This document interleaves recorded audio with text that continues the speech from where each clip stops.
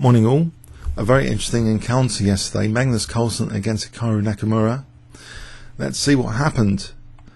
So C4 from Magnus. Tal Memorial round 8, 22nd of June 2013. Hikaru plays E6 and we see G3, which can transpose into variations of the Catalan. The Catalan is very good for avoiding a theoretical debate. White is often just content with a small nagging advantage. Nakamura continues D5, a classical move, occupying the centre. Bishop G2, offering the pawn, but if black takes, there's things like Queen A4 check. It's not such a big deal. For the moment, Nakamura just plays C6, reinforcing the centre, this triangle, blunting the bishop on this diagonal, and shielding the C6 pawn. The issue with this is this bishop on C8, and it's because of this bishop that black is tempted to try and fianchetto it on B7 later with B5 or B6, often with B5. Here Queen C2 supports the pawn now, immediately if it's really going to be taken, because Queen A4 check has been taken off the table. So Queen C2 just supporting the C4 pawn in a non-committal fashion.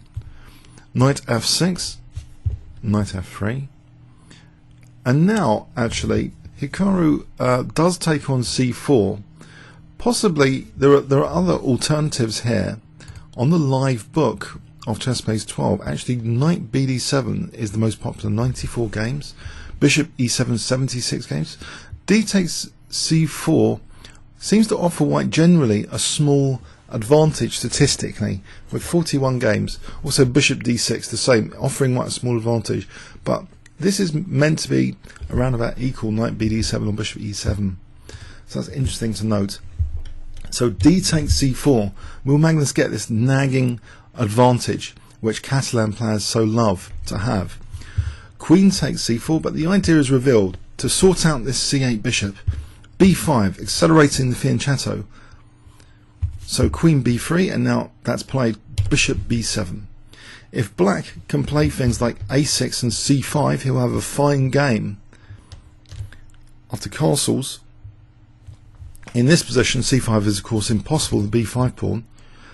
We see Knight BD7. Okay, and this seems to offer a forcing move which might be useful in the future, but for the moment this is extinguished, and also fixing down the C6 pawn. A6, and it looks as though C5 is desirable for black if he didn't want to move this piece, to try and play C5 to sort out this bishop, and even potentially it might be useful for CD or C4 as well. But here this pawn is pinned. Magnus plays Knight E5, pinning that pawn with the Catalan bishop, striking on that diagonal, threatening to win the pawn as well immediately. In this position, this is still a highly theoretical position. On live book, Knight takes E5, 22 games, evaluation equal for those 22 games. Queen B6 as played, small advantage to white, only 4 games. We also played once Queen C8, Queen C7, Knight D5. So Knight takes E5 as the main move in this position. Just to briefly show you how things could go, a popular approach is like this, and okay, it's about equal. But let's go back. So Queen B6 was played, which there are 4 games in this. Bishop E3 has been played before, I think just 1 game. So we're in not too much opening territory now, not too much stem games. But how do we assess this position? Let's look at the double-edged sword aspects here. What is actually going on? Well, D5 is actually the immediate threat to smash through the whole pawn chain of black as it's attacking the queen. So Queen B6 looks like, you know, a provocative move, and the idea now is C5. Okay, but in this position, Magnus now slightly weakens black's grip on the D5 square. In this position, he justifies that knight on E5. He takes the knight on D7, and what he's doing is luring this knight on F6 away from the control of the D5 square. and these bishops stare at each other now. But here is the point, d5. Now that d5 has been weakened, d5, Magnus is pouncing with this move. And I think engines suggest black's best, and it's not nice, it's a lesser evil decision. Sometimes we have to play lesser evil decisions, even if we know, it's not too pleasant. But maybe best is taking with either the pawn or the bishop. I'm not sure if psychology is creeping in here. Nakamura has never beaten Magnus on classical time controls. He might just have some issues around playing this particular opponent because of this. And objectively, I think, well, if objectively, either bishop takes or e takes is best, then maybe it should be played and suffer the consequences here, knowing it's a lesser evil decision. This position, where white still got a nagging small advantage. What happens though in the game is Nakamura does e5, plays e5. Okay, we might think simplistically, oh, this is silly, this is a potentially dangerous pawn, but what about the blockade on d6? With the blockade on d6, it might not be such an issue. You would think.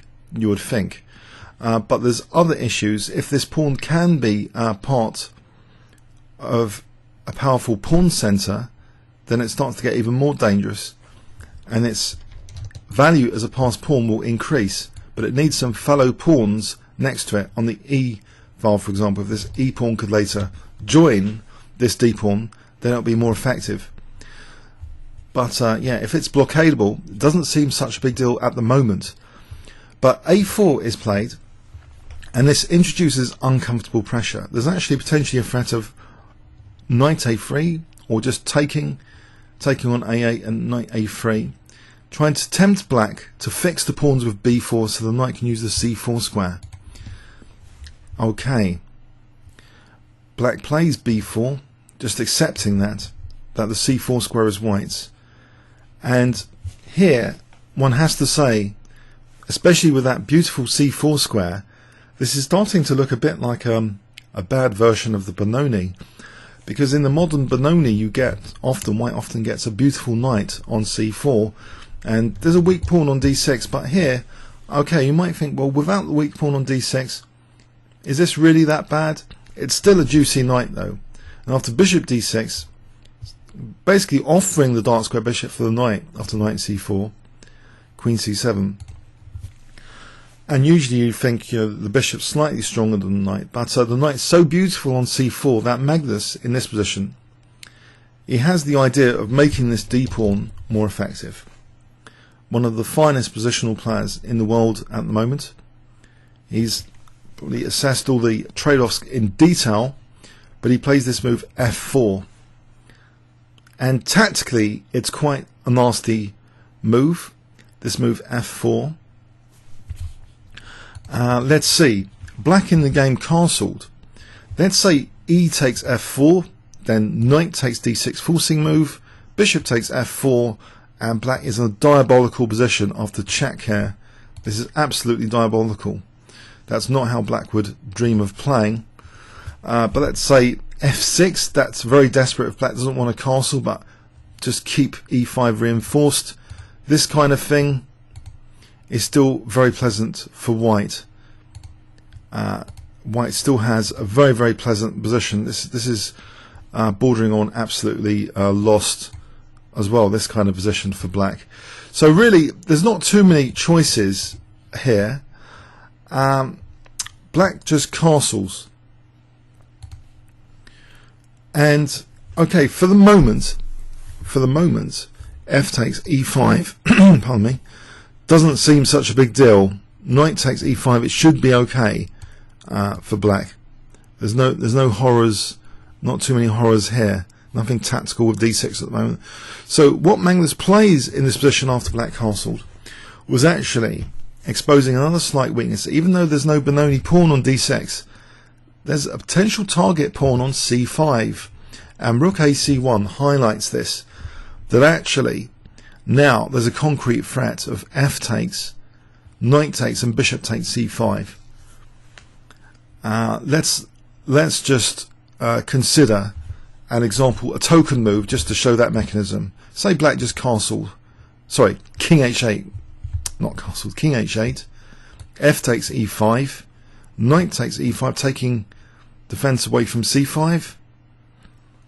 Then we would have the crushing knight takes d6. So black has to be careful about the c5 pawn now after this rook ac1, a venomous move, and it forces black to release this central tension basically. What else? Let's try rook ae8 because we don't want to release that central tension. It looks like a horrible thing to have to do. This might be one of the better moves, in fact, rook ae8 as an alternative, a possible alternative. But even here, okay, let's say f takes. Can black get a reasonable blockade? Possibly. But white still looks a little bit better. But, okay. In the game, the decision was taken. You see here, the d pawn hasn't got a fellow pawn next to it. And even though engines might like white, it doesn't seem so bad given this blockade exists on the d pawn and it hasn't got fellow pawn at the moment. But what happened in the game was this release of tension. After this rook ac1, this kind of panicky move, or is it? E takes f4. It's easy to say in retrospect if these moves are panicky or not, but visually here now it starts to look quite impressive for white, because bishop takes f4 and there's not too many options here. I think black would end up losing material horribly if he plays knight e5. Bishop takes, and then this powerful punch d6, attacking the queen, attacking the bishop. That wins material. This position, winning material. So that's horrible. Okay, so because the knight taking the bishop there. So here though, after bishop takes f4, g takes f4, we have this neighbouring pawn about to join the d pawn, and as I mentioned, if that d pawn gets some company, then it's becoming an exploitable advantage instead of a theoretical passed pawn. It's starting to look like a very bad Benoni gone wrong. Instead of the lemming pawn on d6, white's flooding the centre still with the c5 pawn as the alternate target here. So let's see. It's a miserable position now. After a5, e4, look at this centre. e5 looks as though there's this avalanche in the centre. At least visually. Or you could argue, well, is this centre potentially vulnerable? Okay, rook ae8 might not be the best move, but it's difficult to suggest moves. Here's a more technical alternative, rook a6. Engines like this move, rook a6, maybe, to try and get a kind of Budapest style counter-attack. It looks a bit optimistic, but that use of the third rank is interesting because the third rank's clear here, sort of thing you would play in the Budapest system. And you might think, well, d6, this gets a bit wild, exchange attack, it can't be good, white must be better. But okay, we see rook ae8 and it just looks so impressive now. This e5, look at this centre with d6, it looks like a beautiful position to have.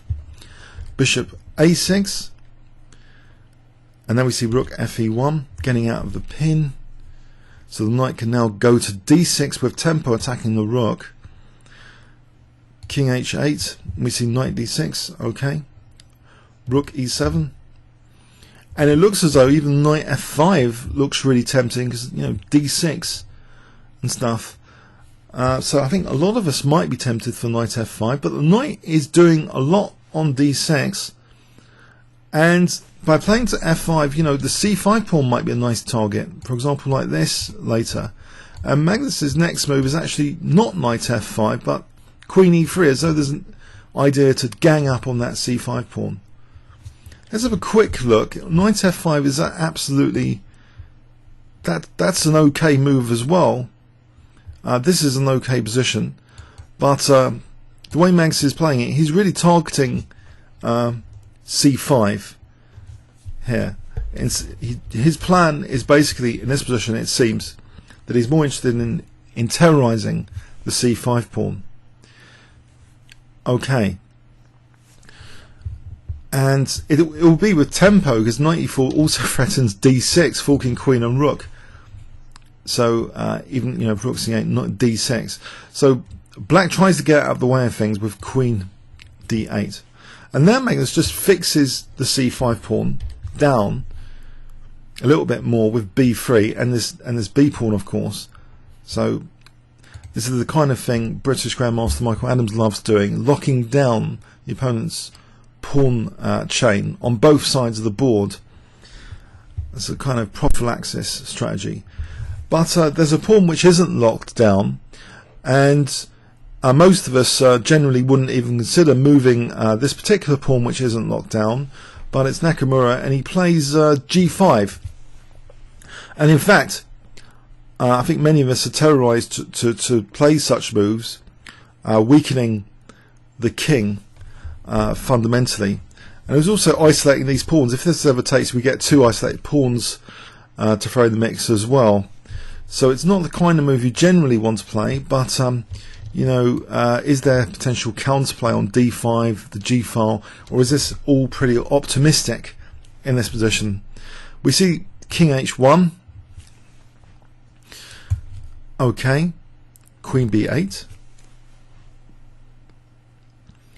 And okay, it's a little trap here. Actually, if the rook moved here, then that would be a bit of a howler, I think. Queen takes d6 because of that pin. So okay, a little bit of a cheeky trap to set. Magnus Carlsen, the highest rated player in the world, he gets out of the way of little cheapos like that with queen f2, and maybe says that his threats are multiple now. Not just knight e4, knight f5 looks pretty even more tasty now than before, because it's an unevictable knight. Also bishop e4, probing h7. There's a wealth of options on the king side now that have been generated by this g5. Nakamura takes on f4, queen takes f4. And here, if we consider the double-edged sword concept in relation to this knight, is this knight ever a tactical vulnerability? Can we see this knight having a negative aspect as well as a positive aspect? It does seem to be strangling black's rooks in this position, but potentially is it negative? And okay, but black has some issues with the king side here. If white has one or two moves, there's nasty things on the horizon here, including bishop h3, rook g1, and maybe even bishop e4, just on h7 at some point, but no, e5 is the problem there. But bishop h3 and rook g1 look pretty dangerous. And here, maybe sensing a king safety issue, bishop d3 is played, transferring that bishop to the king side. But rook e3, and it looks as though this is an interesting rook left, bishop g6. And here, engines are crying out now for a move which is, it looks as though it celebrates the f6 square even more. This move, let's have a quick look at it. Bishop h3 looks to give white a crushing advantage. For example, if king g8, taking knight e4, now threatens knight f6, and this looks absolutely diabolical. If black really wants to not have any king safety, this is the way to go. And there's even pretty things here on the horizon, like queen takes h7 mating. So black's king safety is being called into issue here with bishop h3. It's a computer move, it's crushing. And you might think, well, did that exist even earlier, possibly even earlier it existed. Let's see, instead of queen takes f4, sorry, not queen takes f4, in this position bishop h3 is also looking pretty strong in this position as well. So anyway, Magnus had played, it looks attractive as well to switch the rook, have rook options, but here instead of bishop h3 here, which is again looks really quite tasty in all variations, Magnus actually plays rook f1,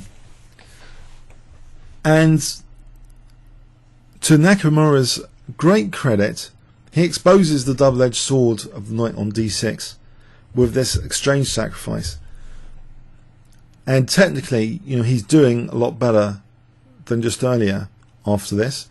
Unfortunately, it's still a bad position. And in fact, okay, so let's see, how bad though? Rook takes e5, queen takes d6. It is still a bad position. Alright, hold on a sec. You think, what if, you know, did he have to sacrifice the exchange? Did he really have to after rook f1? What is white actually threatening? Well, it seems one of the principal threats here would be knight c4. Knight c4, and then again bishop h3 at leisure is a move to get onto that f6, to enter f6 with the queen. It just looks like bad news, this position generally.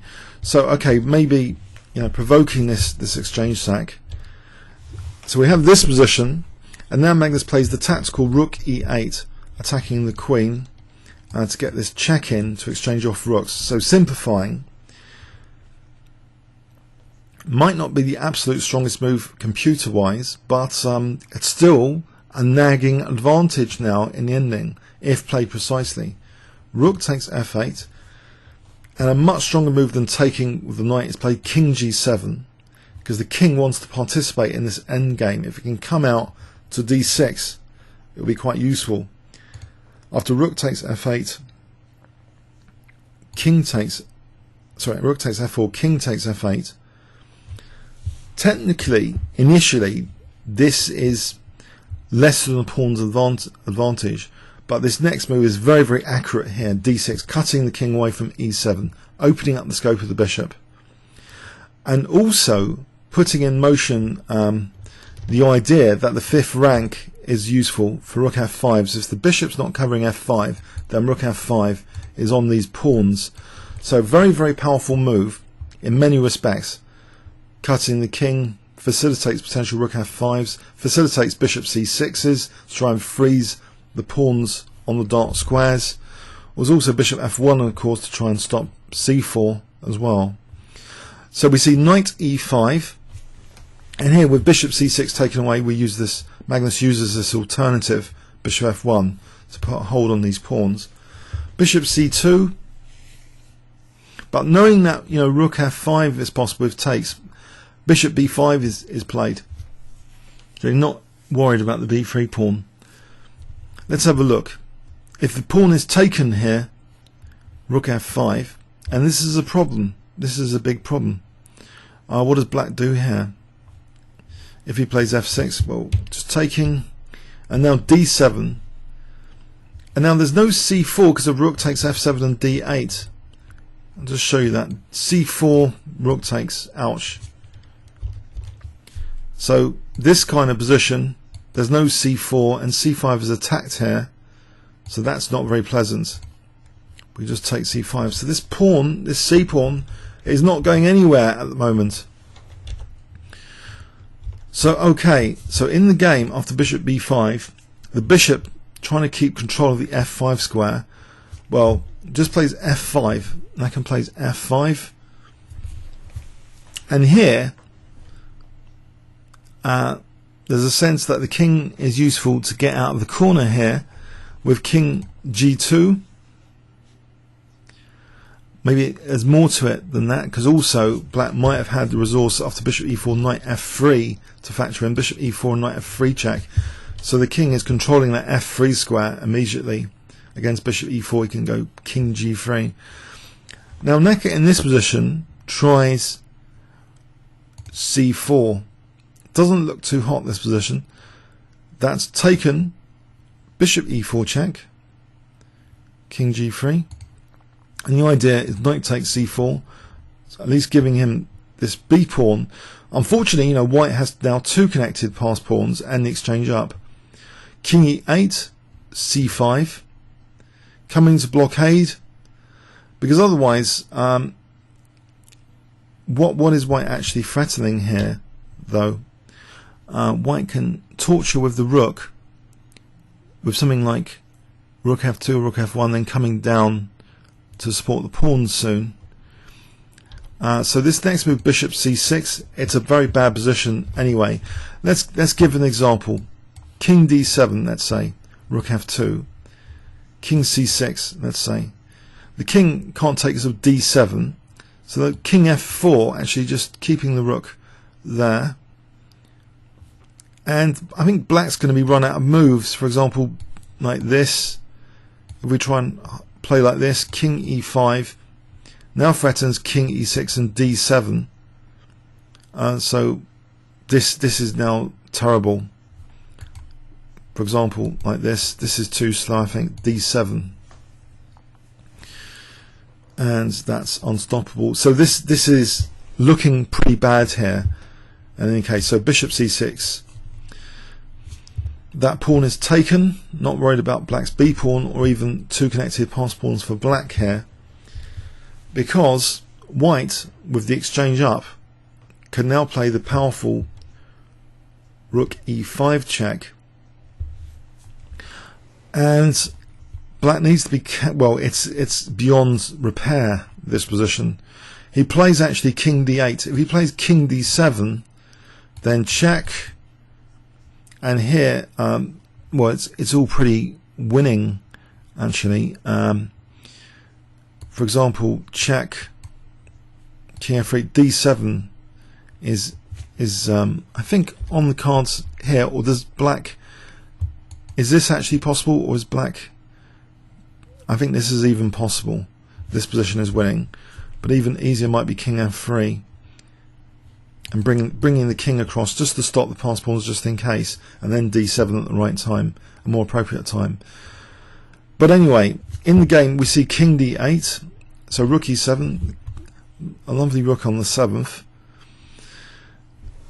bishop c6, off the rook c7, Nakamura actually resigned here. Let's say, you know, he plays bishop d5, let's say, c6, let's say b3, check, taking this pawn, and this pawn is immune, that's the point here, with the king on c8, to rook c7 check, and white is now threatening to mate black, because the pawns are forming a mating net here. So this is pretty horrible, so forcing the king to try and get out of the way. Check. d7. White is queening before black in this position. So, but didn't go that far. I think after rook c7, Naka had enough. So unfortunately, yeah, Carlsen seems to be out of Nakamura's reach on classical time control yet again. This must be kind of grating, but I think he must keep being optimistic in future encounters and just try and give a good fight. But well done to Magnus Carlsen on this fine victory. Comments or questions on YouTube? Thanks very much.